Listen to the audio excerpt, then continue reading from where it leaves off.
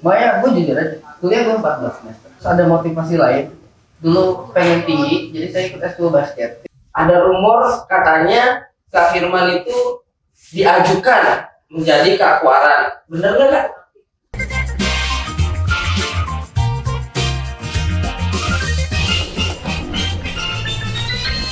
Assalamualaikum warahmatullahi wabarakatuh. Waalaikumsalam warahmatullahi wabarakatuh. Salam Bram Kak. Salam. Oke, balik lagi bersama kami di channel Manusia Tunas Kelapa dengan tema Ngeduprak. Ngerubin dunia pramuka. Kali ini kita langsung nyamperin ke kantor besar Rinjani Tour and Travel. Mungkin kakak-kakak di sana sudah hatam sama muka kakak satu ini. Ini pembina Pramuka SMPN 1 Legok sekaligus andalan di Kuartir Ranting Legok. Siapa lagi kalau bukan Kak Firmansyah. Halo, selamat datang Kak Firmansyah. Apa kabar Kak? Alhamdulillah sehat. Ngapain Kak? Kesibukannya lagi kayak gini? Biasa di rumah saja. Di rumah saja ya. Rebahan lagi ya. Di rumah saja. Ikuti apa namanya anjuran pemerintah. Ya. Berarti pramuka juga kakak udah, maksudnya udah nggak ada kegiatan pramuka sama sekali. Latihan online atau masih kumpul-kumpul sama pembina-pembina yang lain yang di Kuaran Lego? Untuk pelatihan di gugus depan sendiri ya, kita off. Di off, benar-benar total off. Oh berarti dengan adanya acara ngeduprak ini, adik-adik bisa belajar ya dari sini ya. Ini Kak, saya nggak dengar rumor nih. Ini sih saya kedatangan saya ke sini ada tujuan. Ada rumor katanya Kak Firman itu diajukan menjadi Kak Kuaran. Bener nggak Kak? Bukan diajukan ya, emang Pengen. ada niatan. Ada niat mau. Ada niatan. Oh, berarti emang udah harus regulasi atau masih lama atau gimana? Seharusnya memang sudah regulasi di bulan April ini rencananya tanggal 20 Agustus. Kemarin sudah bentuk panitia, tapi dengan ada keadaan seperti ini ya kita off dulu, hanya sebatas jam-jamnya sama teman-teman. Ini Kak, saya ini salut sama Kak Firman. Di saat pembina-pembina lain itu main slot sana, main slot sini, gugus depan A, gugus depan B, gugus depan C. Kok Kak Firman dari pertama kali saya kenal Kak Firman, itu Kak Firman adanya di satu Legok terus, SMP 1 Legok. Ada apa sih di SMP 1 Legok? Nyamankah? Atau ada sesuatu nih yang bikin kakak betah banget di SMP 1 Legok? Alasannya cuma satu, saya kenapa nggak pindah ke sana kemarin. Sebelumnya saya memang banyak dulu pernah membina di beberapa sekolah. Cuma saya emang tujuannya niatnya dari dulu. Saya pengen pengabdian karena memang alumni juga. Oh alumni SMP 1 Legok. Alumni tahun berapa? Tahun 2003. 2003. Berarti intinya mah cuma karena pengabdian. Pengabdian. Ngerasa bersyukur kali ya, kakak kenal pramuka di SMP 1 Legok, jadi kakak dapat ilmu, kakak sebarin lagi di SMP 1 Legok. Ya bisa dikatakan. Tapi kalau dapat di SMP ikut pramuka cuma 2 semester kalau nggak salah. Itu pramuka? Di SMP. Waktu itu motivasi baru-barunya ikut pramuka karena memang dari SD aktif. Udah dari SD udah aktif. SD udah aktif. Masuk SMP 1 Lego, terus ikut pramuka 2 semester berikutan. Terus ada motivasi lain. Dulu pengen tinggi, jadi saya ikut S2 basket. Oh pengen tinggi, ada keinginan tinggi badan, lu ikut Jadi ekskul basket. S2 basket. Emang ngaruh? Ngaruh katanya kan basket. Enggak. Lu udah ikut basket, lu ngaruh nggak? Tetap segini-gini. berarti emang mungkin gen lu kan gennya emang standar di Indonesia ya kan, tapi udah segini juga lu udah hebat kok. Dalam artian ya ilmu seseorang atau tingkat berpikirnya seseorang nggak mempengaruhi berat badan ataupun tinggi badan ya. Tapi lu bersyukur kan tinggi segini, apa masih pengen tinggi? Udah mentok. Udah bilang ya. Disyukuri apa yang ada. Ini lagi nih Kak, lu bisa nggak sih ceritain ke gua nih Kak, karena gua juga belum terlalu paham sama kehidupan lu, pengalaman apa sih yang Kak Firman lalui sampai bisa kayak sekarang? Sekarang lu udah mau berani jadi kakwaran Warti Rating Lego. Lu juga sekarang udah punya yang namanya ini nih, Rinjani Tour and Travel. Itu pengalamannya gimana sih Kak? Apa aja yang lu lalui? Apa mulus-mulus aja? Apa emang lu dari keluarga orang kaya? Kalau pengalaman sih emang apa ya namanya, dari waktu sekolah emang udah ada otak bisnisnya udah jalan. Oh lu udah dari sekolah juga udah bisnis? Jualan apa? Udah jualan apa aja pokoknya, yang penting bisa ngasih duit gitu. Oh. Nggak, bukan berarti dari keluarga orang kaya atau kayak gimana, kan emang bawaan pengen usaha itu udah dari dulu. Dari zaman SMA kebetulan dulu SMA gue di Bogor ya dulu ya. Oh lu SMA? Oh ini lu SMA pondok pesantren ya. Santri pengham. Ya, bisa kan gitu kan. Kebetulan dulu ada gua punya bis ya tuh, punya bis. Jadi setiap dulu kan pesantren sering ada kunjungan. Oh iya. Banding gitu kan. Gue yang sering sewa-sewain, jadi alasan biar supaya cepet pulang dari. Oh lu dari dulu udah nyewa-nyewain bis? Dari dulu, dari lu jadi santri? Jadi santri. Oh. Jadi santri, terus waktu kuliah juga begitu dulu. Pas masih jadi mahasiswa, ketika udah jadi mahasiswa lama, ada mahasiswa baru, gue jualan buku. Jualan materai. Buku apa? Buku panduan masuk. Oh, buku panduan masuk. Lu ikut organisasi gitu di kampus lu? Ya, dulu ikut organisasi, ikut di himpunan mahasiswa Islam, HMI.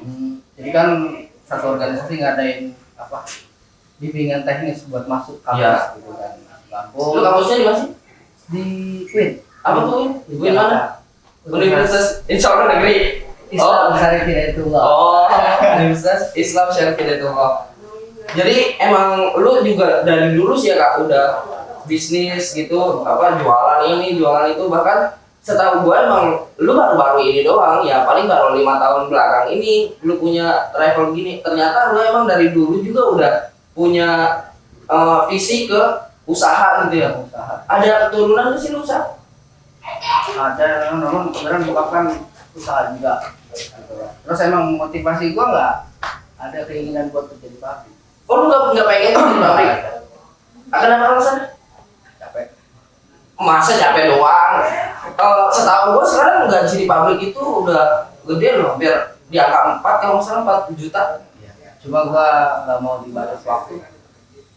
Ya kan bisa. Sekarang kan ada work from home. Oh enggak. Kerjanya di rumah Kalau aja. usaha kan bebas. Kita mau bangun jam berapa pun. Kita nggak dibatasi waktu, harus bangun pagi, pulang malam. Tapi lu milih usaha ya dibanding kerja di pabrik. Lu kenapa nggak berpikiran jadi guru?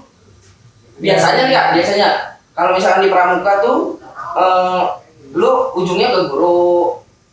Pokoknya kalau dari organisasi baik pramuka, paskibra ataupun yang lain, kayaknya ujungnya ke guru gitu. Bahkan sekarang aja yang futsal Kak, yang jago futsal sekarang banyak orang yang jago futsal di luar, maksudnya atlet ya, jago futsal di sekitar gua yang jadi guru ekskul, bahkan ada yang jadi guru olahraga. Kalau gua nggak minat. Kalau itu memang sebenarnya di pesantren tuh gua dikemas supaya jadi guru ya. Lu udah didoktrin dari pesantren? Di pesantren itu dikemas supaya jadi guru. Dulu pernah waktu di pesantren pernah ngajar madrasah dunia. Iya. Pernah ikutan ngajar madrasah dunia. Memang dikemas dari jadi guru, cuma kan beda dari hati gue pengen usaha aja. Dari kuliah pun gue jujur aja, kuliah gue 14 semester. Kuliah 14 semester? 14 semester coy. 7 tahun? 7 tahun. Bener-bener 7. Lu kenapa? Kok bisa ini? Apa lu bener-bener nakal atau gimana? Nggak nakal. Gue 2009 itu dulu ikut-ikutan ya. Sampai sekarang gue bisa alhamdulillah punya perusahaan sendiri gitu kan. Gue dulu ikut-ikutan jadi tour leader. Oh jadi tour leader dulu sebelum jadi punya usaha sendiri lu jadi TL juga? Iya, jadi TL dulu ikut-ikutan, ikut bos, belajar 2009 banyak nanya. ya gitulah akhirnya kuliah tertinggal. Karena kan kalau lagi jalan gitu bakar. Karena lu ini kali ya, kuliah lu siapa yang bayar? Kuliah Orang tua yang bayarin. Tapi lu masih maksa buat nyari duit, itu apaan? Lu bayaran udah, tapi lu usaha. Ya kan kalau normalnya nih ya, mungkin ini juga buat ada beberapa pelajaran yang bisa kita ambil. Gue pengen tahu alasan lu kenapa bisa sampai 14 semester. Apa karena emang lu pengen ngelotok di organisasi atau ada hal-hal tertentu yang mungkin di luar sana juga masih banyak. Kadang orang gini sih kak, nyepelein, lu nggak lulus kuliah, lu kuliah nggak lulus, padahal mungkin ada satu item atau satu hal yang nggak orang lain tahu. ya sih kuliah gue ikutin alur aja gitu. Karena emang banyak apa ya, dulu banyak selek sama dosen coy. Oh banyak selek sama karena pemikiran. Ya gitulah, beda-beda organisasi kan. Jadi organisasi mempengaruhi. Oh ngaruh. Ngaruh. Ketika dosen itu beda organisasi sama kita dia tahu kita aktivis, pasti dicerit mau apapun pasti dapat. Lu sering demo dulu? Hah? Sering demo? Oh iya. Oh, enggak, soalnya beda kalau gue sih ngerasanya kalau misalkan mahasiswa cuma mahasiswa doang sama mahasiswa jenisnya aktivis gitu ikut organisasi berpikirnya pun lebih kritis. Jadi itu salah satu yang mempengaruhi lu kenapa lu kuliah sampai 14 semester.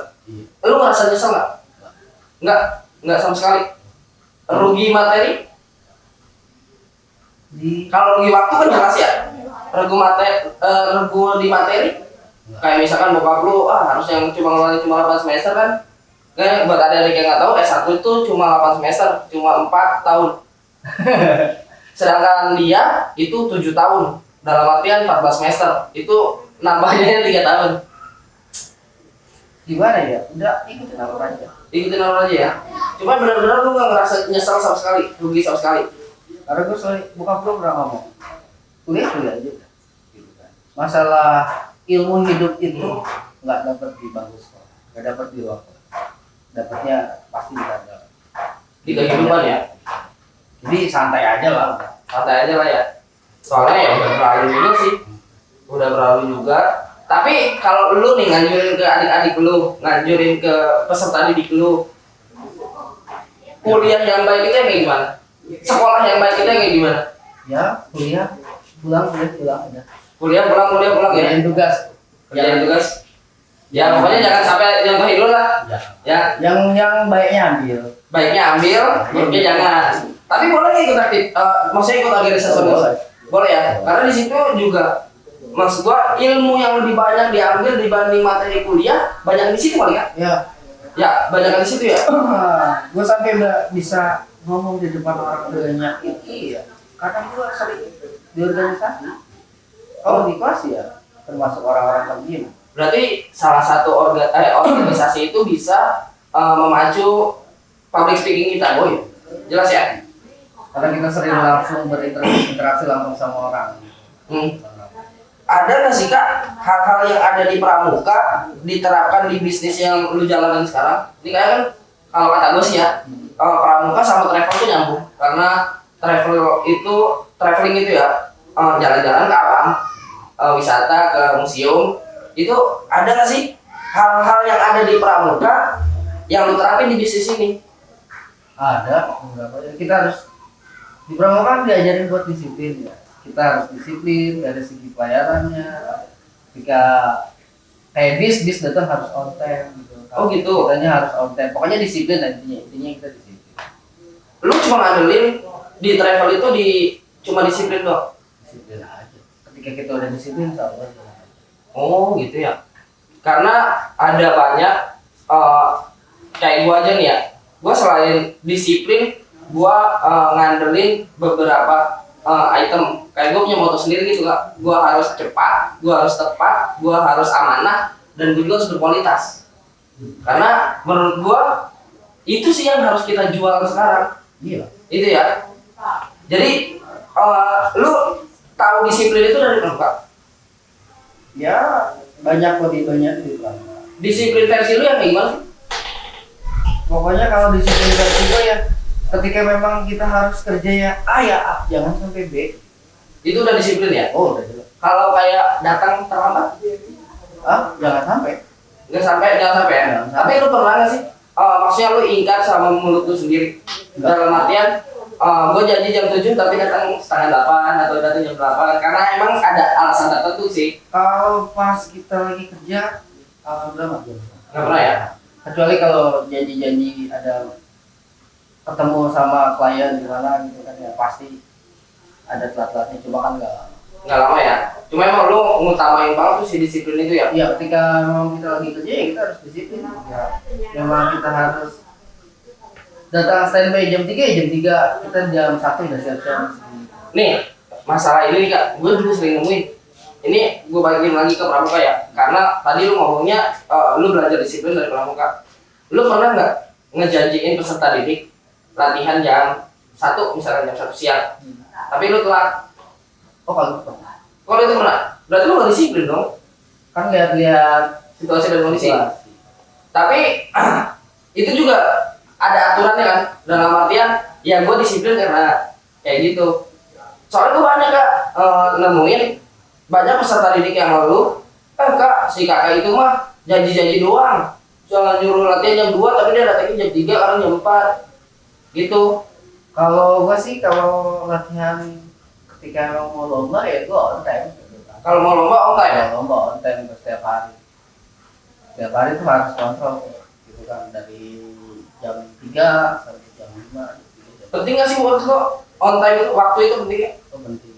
Penting banget ya? Ya, karena kan sekolah sekarang sampai jam 2 Hmm. gitu kan. Kita harus selesai sekolah, anak-anak istirahat, harus langsung mulai lagi. Kalau kita buang-buang waktu lagi, waktunya sayang. Menurut lo waktu itu apa? Kan kayak ada orang-orang banyak bilang waktu itu adalah uang.